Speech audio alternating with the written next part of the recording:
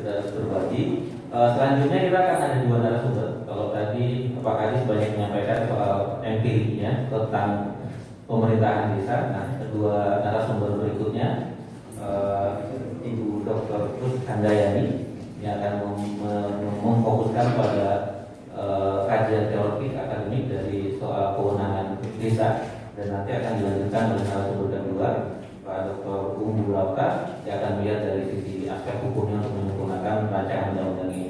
Nah, silakan Ibu Dr. Kus untuk menyampaikan materinya, dan saya mohon izin apabila nanti saya lirik-lirik atau saya ingatkan waktunya. Terima kasih.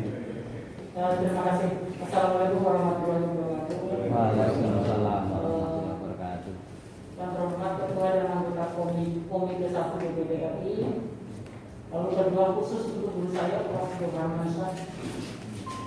Alhamdulillah dalam masalah ini saya bisa bertemu dengan beliau dari guru saya. Juga para narasumber lain, ada Pak Sugeng, ada Pak Umbu, juga beberapa Pak Nur Solihin, dan para hadirin yang baik ya, yang hadir baik offline maupun online. Dengan bangga saya sampaikan, pertama saya lahir di Purwokerto 59 tahun yang lalu ya. Jadi selamat untuk para delegasi dari Banyumas. Saya orang Banyumas. Jadi kalau lihat Pak Sugeng tadi meledak-ledak, saya bisa mengimbangi itu karena saya menyemangati sana. Tapi kelebihan Pak Sugeng enak karena jadi kepala dinas ya, jadi dia tidak begini gitu. Tapi kalau jadi dosen saya dengan Pak Sugeng harus bikin sendiri gitu semalam. Pak Sugeng nggak perlu kumpulkan itu kumpul gitu Pak. Baik. Saya akan sampaikan beberapa hal. Pertama, Undang-Undang Nomor 6 2014 sebetulnya masuk kategori fenomenal ya. Karena kalau kita lihat berkali-kali lahirnya setelah Undang-Undang tentang pemerintahan daerah. Jadi buntut itu lahir lebih dulu ya, dari Undang-Undang tentang pemerintahan daerah. Lalu kedua, inilah undang-undang yang mengatur secara khusus tentang desa. Yang pertama dulu Undang-Undang Nomor 5 tahun 79. Lalu berikutnya Undang-Undang Nomor 19 tahun 65 tentang desa kerajaan yang tidak pernah benar-benar berlaku. Peristiwa traumatis di Indonesia saat ini. Jadi ketiga, ini yang paling seksi karena undang-undang itu bicara mengenai dana desa. Itu yang diperjuangkan oleh kepala desa dan perangkat desa belum menuju ke Jakarta minta dana desa. Meskipun nanti dia implikasi seriusnya ya, karena ada penurunan tajam modal sosial di desa. Karena sudah ada dana. Berikutnya, namun sebagaimana kita pahami bersama ya, hukum itu tuh sudah cacat sejak lahir. Kenapa saya sampaikan begitu? Karena peraturan perundangan itu tidak mungkin mewadahi fenomena sosial yang begitu kompleks. Desa itu fenomena sosial yang begitu kompleks. Hanya tingkatannya saja desa, tetapi apa yang ada di situ persis sama seperti kita mengurus negara. Ya, seluruh dimensi yang ada itu ada di desa dan semuanya bermuara di desa. Lalu muncullah celah persoalan yang sebetulnya tidak terantisipasi. Saya melihat ada beberapa yang sudah diidentifikasi oleh DPD, ada kewenangan, ada kelembagaan perangkat keuangan desa dan sampai dengan pilkada dan juga ada peraturan. Ada tambahan lagi yang baru tadi. Untuk ini saya akan khusus membahas tentang kewenangan desa. Karena apa? Bagi saya kewenangan desa itu adalah jantungnya pemerintahan. Apa yang ada di kewenangan desa akan berimplikasi luas sampai dengan kelembagaan, sampai dengan perangkat, sampai dengan pilkada, sampai segala hal itu bermuara dari kewenangan desa. Maka saya akan membahas itu khususnya di hak asal usul desa dan kewenangan lokal dan skala desa. Ini saya akan memaparkan beberapa kajian saya yang saya lakukan sejak tahun 2015, 2016 saya 2 kali publikasi, 2017 dan terakhir 2018. Dan mungkin nanti saya akan berikan 2 buku karya saya tentang desa agar pimpinan referensi.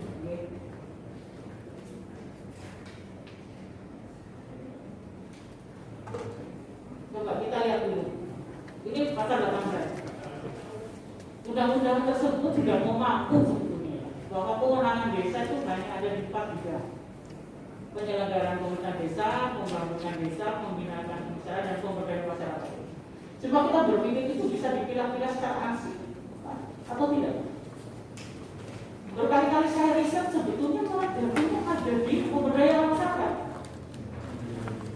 Pada saat seorang leader, seorang kepala desa mampu melakukan itu, kita akan menarik semuanya. Jadi keempat bidang ini sebetulnya bicara tentang penyelenggaraan pemerintahan desa.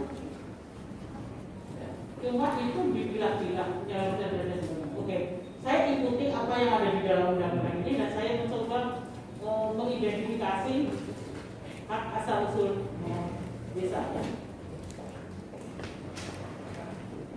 Terus sampai dengan tabel, karena sudah dilirik kalau diturunin.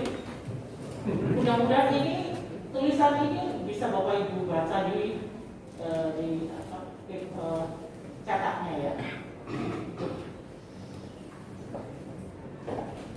Hak asal usul fungsi kewenangan. Saya menyebut lurah itu hanya menyebut bahwa sebagian besar desa itu menyebut lurah untuk kepala desa.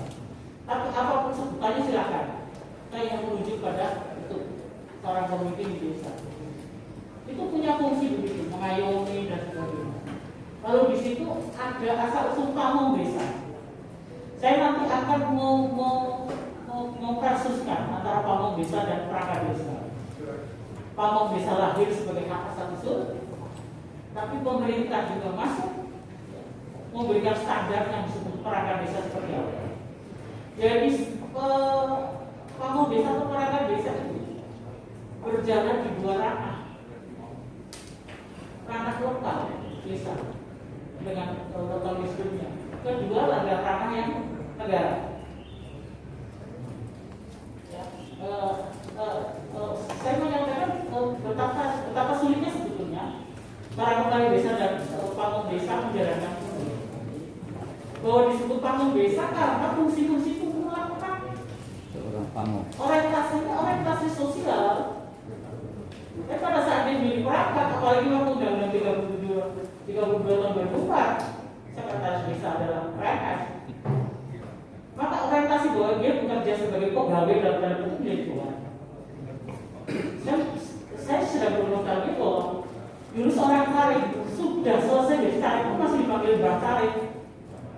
Bang Manten. Dia melayani masyarakatnya 24 jam. Tetapi karena perubahan waktu itu membuat orang berorientasi pada ekonomi, bukan jenang tapi jenangnya itu yang lebih kuat. Perubahan itu terjadi. Struktur organisasinya juga begitu. Nanti berikutnya saya akan berikan juga khusus mengenai struktur. Ini rembuk desa seperti yang dilakukan Pak Sugeng. Itu sebetulnya kan atau musyawarah desa itu namanya itu adalah rapat tertinggi yang bisa menentukan. Tetapi harus diingat bahwa kekuatan politik melalui partai politik itu merambah habis semua sampai ke desa. Jadi kalau ada pusat bangde itu saya bersikap skeptis. Apakah itu betul lahir dari ide desa atau sudah didesain oleh kekuatan lain supra desa? Kita tidak masuk apa terjadi. Tapi pada dasarnya itu adalah hak asal desa. Juga mengenai pengelolaan tanah bodo desa, ya, yang sekarang kita pakai istilah aset, itu ada. Sekarang problemnya pada saat orang mengukur, mencoba mengidentifikasi aset desa saja terjadi problem masuk. Saya bisa melihat bahwa bagaimana kepala desa juga mumet. Karena apa? Tanahnya itu tanah bodo desa, tapi di atasnya berdiri SD atau SMP yang dikelola oleh dinas. Itu harus sepi. Padahal di undang-undang sebetulnya jaminannya berbeda. Jaminannya adalah pada saat kasar desa, kabupaten atau kota itu lebih bermanfaat dilakukan untuk desa, bisa diberikan ke desa. Tapi bisa posisinya juga balik. Desa yang akan memberikan itu ke kabupaten kota karena untuk fasilitas pendidikan. Jadi ini masalah aset juga problem besar ya. Lalu pembinaan kemasyarakatan sebagainya itu sama pembangunan desa itu sebenarnya sudah cukup lama diinisiasi. Lalu bagaimana membangun modal sosial ini saya melihat ada problem juga cukup besar ya.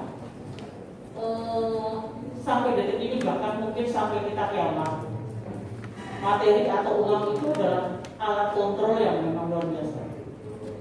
Dengan uang kita bisa mengontrol perilaku orang lain, bisa mengontrol juga tentang perilaku organisasi.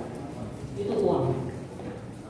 Jadi kalaupun alokasi dana desa diberikan ke desa sebagai bagian dari seluruh pekerjaan kabupaten kota, sebetulnya itu bukan pemberian untuk mengontrol, itu adalah kewajiban kabupaten untuk membina desa, termasuk lahirnya dana desa. Dana desa adalah di satu sisi bahwa semua uang negara yang masuk kemanapun akan diberi standar tentang standar pertanggungjawaban keuangan negara. Tapi di sisi lain kita simak bahwa desa dengan otonominya berbeda dengan otonomi daerah. Otonomi daerah adalah bagian dari desentralisasi. Maka akan dibentuk seluruh perangkat daerah yang sesuai dengan fungsi-fungsi yang diberikan. Tetapi desa enggak, desa itu dua. Yang satu sisi dia punya hak asal usul, yang negara itu mengakui. Di sisi lain kalau Bapak Ibu simak, di kewenangan desa nomor C dan D itu adalah bagian desentralisasi. Yang sampai detik ini tidak teridentifikasi sebetulnya apa sih yang diberikan. Kalau mau diserahkan, apanya sampai dengan keuangannya berbeda. Ini belum pernah teridentifikasi. Ini yang Bapak Ibu bisa baca selanjutnya juga tentang pengenalan lokal berskala desa ya. Terus saya mau mencoba mengidentifikasi itu di 3 desa di Jawa Tengah. Sehingga saya kadang pernah bertanya Pak Sugeng, apakah Jawa Tengah pernah melakukan identifikasi sebetulnya ada desa adat?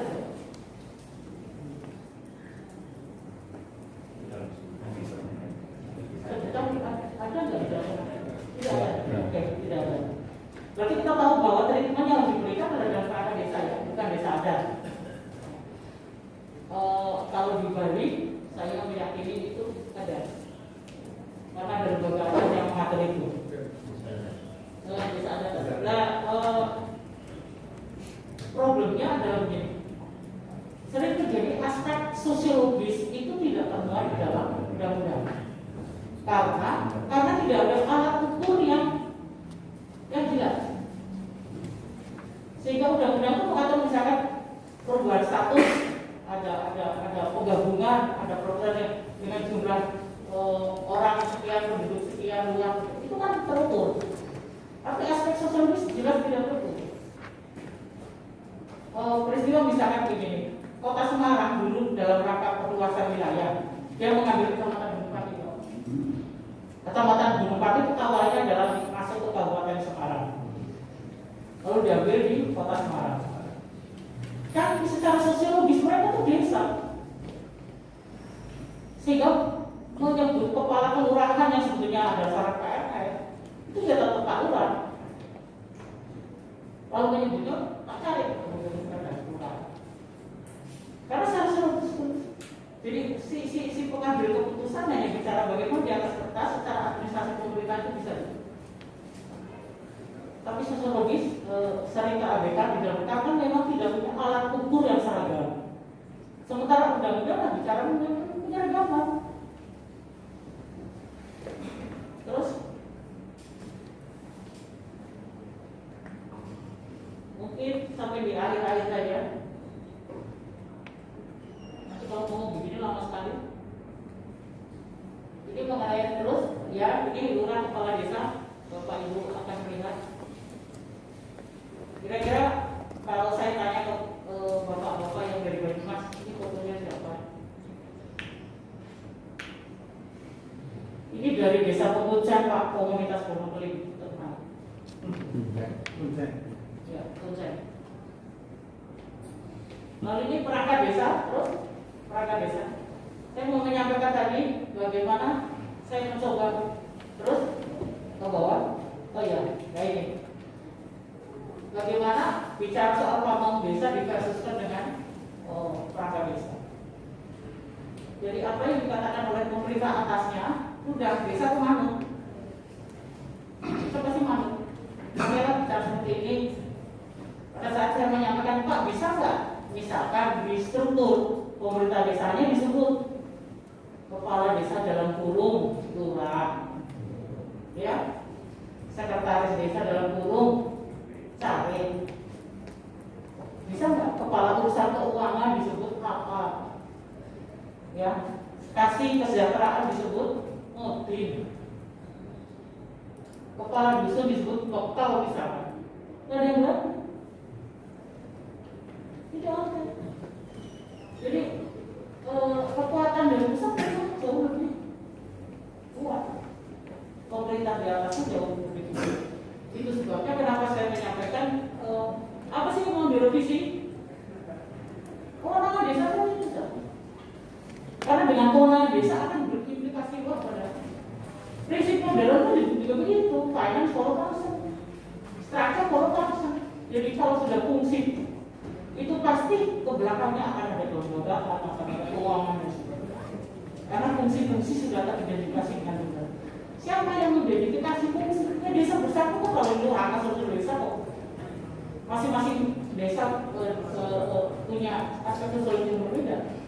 Izin, Waktunya habis. Maaf, pasarin semuanya. Jadi apa yang saya sampaikan itu Bapak Ibu bisa membaca itu. Saya sebutkan terus ke bawah bahwa sikap negara yang masih kedua terjadinya legal gap, apa yang diharapkan dan apa yang diberikan oleh negara. Saya sampaikan juga referensi dengan URL-nya. Jadi silakan kalau yang berminat, tinggal Bapak Ibu langsung ambil alamat itu, kalau itu bisa langsung download. Termasuk buku saya tentang pengembangan desa bisa di download gratis. Sekian, terima kasih. Assalamualaikum warahmatullahi wabarakatuh.